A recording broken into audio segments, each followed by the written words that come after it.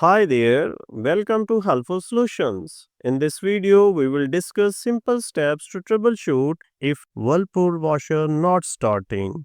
Let's dive in. The first issue may be the power supply. To resolve this, ensure the power cord is securely plugged into the working outlet. Test outlet that plugging into another device like a lamp to confirm it is functional. If the outlet is not working, check your home's circuit breaker or contact an electrician for repair. The second issue may be power cord. Inspect the entire length of the power cord for visible signs of wear, cuts, or fraying. If damage is found, replace the power cord with a Whirlpool compatible replacement. Ensure the new cord is properly connected and securely attached to the washer. The next issue may be the circuit breaker. Locate a home's electrical panel and find the breaker corresponding to the washer.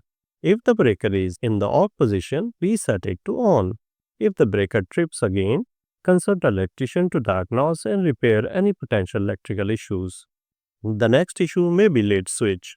Ensure the washer lid is fully closed and properly aligned.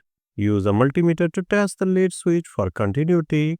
If the switch does not have continuity, replace it with a compatible Whirlpool lid switch assembly. The next issue may be the control board. Inspect the control board for visible signs of damage such as burned components, corrosion, or loose connections. If damage is found, consider replacing the control board.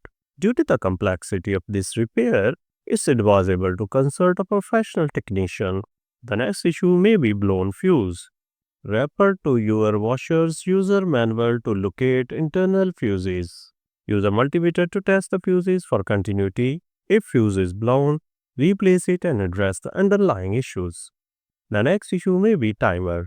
If all other components are functioning correctly, the timer may be at fault. Test the timer using a multimeter to verify functionality. Replace the timer if it fails the test or show visible signs of damage. The next issue may be the electronic glitch.